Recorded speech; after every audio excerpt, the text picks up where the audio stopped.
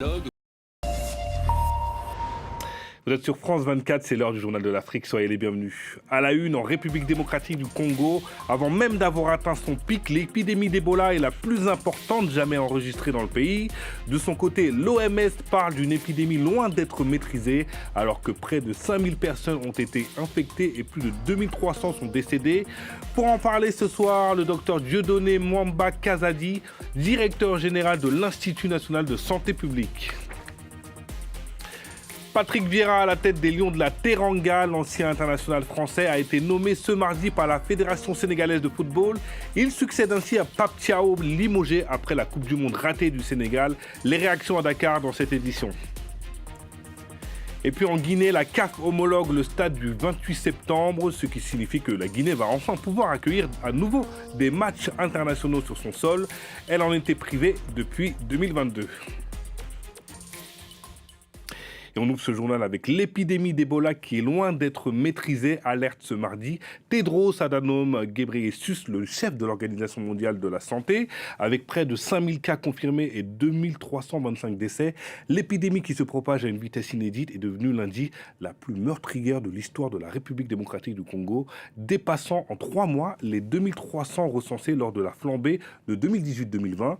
Pour aller plus loin ce soir avec nous depuis Kinshasa, le docteur Dieudonné Mwamba Kazadi, directeur général de l'Institut national de la santé publique. Bonsoir docteur et merci d'avoir accepté l'invitation de France 24. Je le disais, 2325 morts en 3 mois, un mort toutes les 30 minutes. Docteur, est-ce que la situation est encore sous contrôle? Merci monsieur le journaliste. Effectivement, nous sommes à plus de 3 mois de cette riposte avec plus de 5000 cas et plus de 2300 décès, avec une épidémie qui touche 6 provinces. Effectivement, la situation elle est préoccupante à ce jour, mais les mesures de santé publique qui sont en place vont nous permettre de les intensifier et arriver à contrôler cette épidémie et surtout à renforcer les stratégies, notamment pour ce qui est de l'engagement communautaire, parce qu'il faut vraiment que nous puissions engager les communautés dans cette riposte pour arriver à inverser les tendances et arriver à contrôler cette épidémie. Vous parliez de mesures qui sont mises en place pour endiguer la maladie, mais concrètement, quelles sont ces mesures? Oui, concrètement, il y a les mesures classiques de santé publique que nous sommes en train d'appliquer, notamment la détection, la prise en charge, la surveillance déjà de l'épidémie avec le suivi des contacts, la détection des cas, la prise en charge au niveau des centres de traitement, la sensibilisation des communautés pour avoir sur la communication de risques et l'engagement communautaire. Et c'est ça que nous voulons maintenant intensifier ces stratégies avec une stratégie basée sur l'approche village, aller jusqu'au niveau des communautés, des villages pour identifier les leaders communautaires, les chefs des communautés, les chefs des villages et les impliquer pour que eux, au niveau de leur communauté, soient des porte-voix et arriver à ce que nos interventions deviennent plus efficaces et que nous puissions obtenir l'adhésion des communautés et cet engagement communautaire pour nous permettre à être efficaces et arriver à rompre les chaînes de transmission et contrôler cette épidémie et éviter la propagation au-delà des provinces déjà touchées. Et on se demande, à ce moment précis, on se demande si l'engagement communautaire sera efficace parce qu'il a fallu 9 semaines pour atteindre 1000 morts, puis seulement 3 semaines pour enregistrer 1000 morts de plus. Qu'est-ce qui explique cette accélération brutale? Oui, il faut toujours comprendre dans quel contexte survient cette épidémie. C'est dans un contexte très particulier avec des crises. Il y a une crise humanitaire intense au niveau de la province de l'Ituri qui demeure l'épicentre de cette épidémie, avec des groupes armés, une insécurité, avec des zones de santé qui ne permettent pas des accès des équipes pour mener les interventions. Et vous savez que cette province l'épicentre qui est l'Ituri, nous avons d'intenses mouvements de population parce qu'il y a l'activité minière qui est très importante. Avec donc, tous ces facteurs mis ensemble ont permis que ces dernières semaines, nous puissions constater cette augmentation des cas et des décès parce que les malades restent dans la communauté et ne viennent pas rapidement au centre de traitement. Ça fait que ça permet la propagation de cette maladie. Et avec les décès qu'on a eu enregistrés ces 3-4 dernières semaines, c'est vraiment ces facteurs mis ensemble, la densité de la population, ces mouvements intenses, parce qu'on a vu que même les autres provinces touchées, c'est des malades qui sont partis de la province de l'Ituri, qui se sont déplacés vers les autres provinces, que ce soit la province de la Chopo, la province du Haut-Ouélé, et même la province de Bas-Ouélé. C'est vraiment la province de l'Ituri, l'épicentre, où c'est une province qui est au carrefour des autres provinces, avec ces mouvements intenses et cette insécurité. C'est vraiment ça qui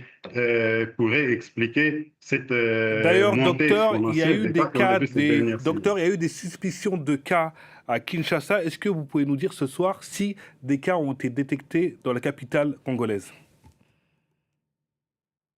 Jusqu'au moment où nous parlons, à Kinshasa, on a eu des alertes qui ont été vérifiées et investiguées. Donc, au moment où je vous parle, on n'a aucun cas confirmé de la maladie à virus Ebola à Kinshasa. Maintenant, j'aimerais parler de tout ce qui est scientifique pour stopper la maladie. On sait qu'il n'existe aucun vaccin contre la souche Bundibugyo. Est-il possible de stopper la maladie sans vaccin?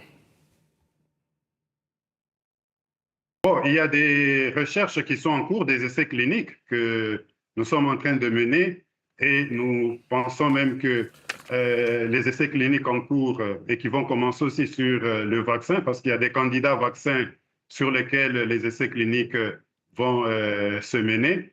Et nous pensons aussi qu'avec le vaccin RVBO qu'on a eu à utiliser pour la souche Zaïre de la maladie Ebola, et que ce vaccin pourrait être utilisé aussi sur la souche Bundibugyo.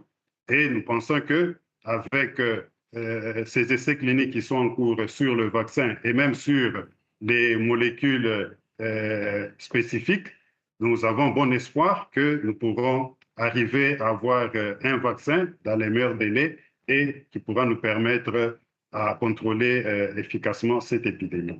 Merci beaucoup d'avoir répondu à nos questions, Dr Dieudonné Mwamba Kazadi. Je rappelle que vous êtes directeur général de l'Institut national de la santé publique. Merci d'avoir répondu aux questions de France 24. On reste en République démocratique du Congo, côté politique, avec la reprise des tensions. Son ultimatum du 15 août passé, la coalition d'opposition C64 relance son bras de fer contre le changement de constitution et annonce une manifestation mi-septembre. Elle accuse le président de la République de vouloir changer la constitution pour briguer un troisième mandat. Les précisions à Kinshasa d'Aurélie Bazara-Kimangula. Première source de tension, la convocation du dialogue national. La coalition d'opposition C64 avait donné jusqu'au 15 août au président Tshisekedi pour publier une ordonnance précisant les modalités de ce futur dialogue national. Mais cette ordonnance n'a toujours pas été publiée. Deuxième source de tension, la loi sur le référendum.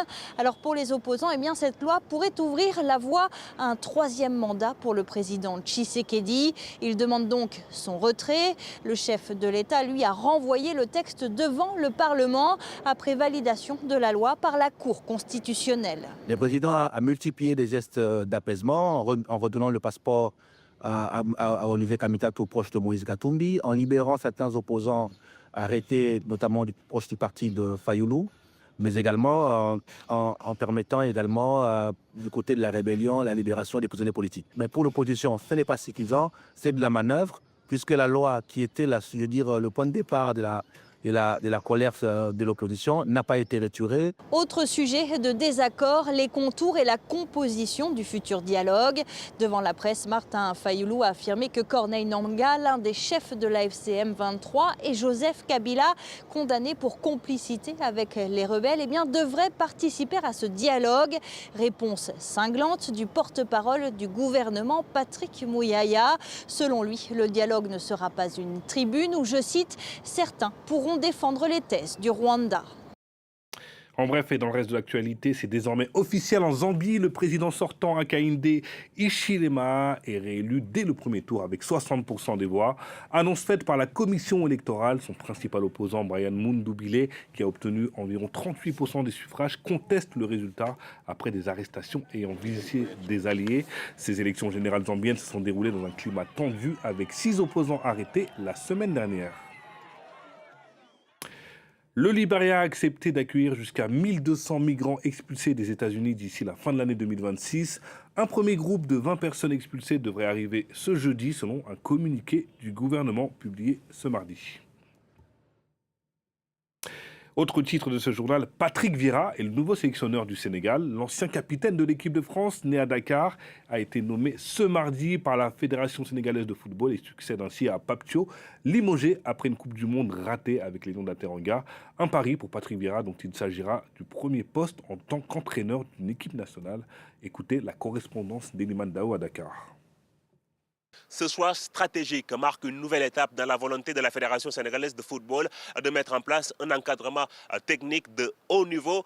Telles sont quelques lignes du communiqué de la Fédération sénégalaise de football officialisant la nomination de Patrick Vieira à la tête de l'équipe nationale du Sénégal de football. L'ancien entraîneur du Genoa de Strasbourg et de Crystal Palace et surtout légende du football, champion du monde avec la France en 1998, va donc succéder à Pape Thiaw à la tête de l'équipe nationale du Sénégal de football. Un choix qui fait réagir à Dakar. Peut-être c'est le bon entraîneur. Il a fait des passages à Crystal Palace avec d'autres équipes, mais avec le temps, ça va passer quand même. Je suis d'accord avec les dirigeants parce que l'équipe devait changer de sélectionneur après l'échec de la Coupe du Monde. Bon, moi, je pense qu'avec la venue de Patrick Vieira, on peut penser à une grande équipe, parce qu'il fait un excellent footballeur. Donc, et puis il est né au Sénégal. La Fédération sénégalaise de football n'a pas encore donné de détails sur la présentation officielle de Patrick Vieira en tant que nouveau sélectionneur de l'équipe du Sénégal. Patrick Vieira qui aura certainement les yeux rivés vers le mois de septembre où le Sénégal va démarrer sa campagne de qualification pour la Coupe du Monde 2027 qui aura lieu en Tanzanie, au Kenya et en Ouganda. Football, toujours, la Guinée retrouve son stade mythique. La CAF vient d'octroyer une homologation temporaire pour le stade du 28 septembre de Conakry. Une décision qui pourrait permettre au Sili national de renouer avec son public à domicile, ce qui n'a plus été le cas depuis 2022. Les explications à Conakry de Malik Diakité. Pendant près de 5 ans, les équipes nationales et les clubs guinéens ont été contraints de disputer leurs matchs à domicile hors du territoire national. Une situation due à la non-conformité des infrastructures sportives guinéennes aux exigences internationales de la Confédération africaine de football. Mais cette longue privation touche désormais à sa fin. L'instance dirigeante du football africain vient d'accorder au stade du 28 septembre une homologation temporaire. Cette décision permet désormais au Sili national de Guinée de disputer ses matchs au stade du 28 septembre.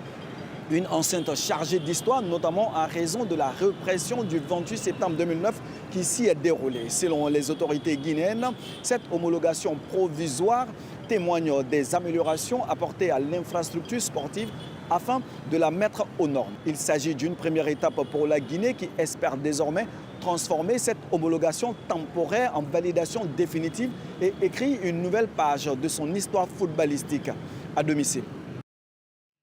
C'est la fin de cette édition. Merci à ma chef d'édition Célia Caracena, merci aux chefs d'antenne, merci aux équipes en régie et merci à vous, chers téléspectateurs. Restez sur France 24, l'information continue.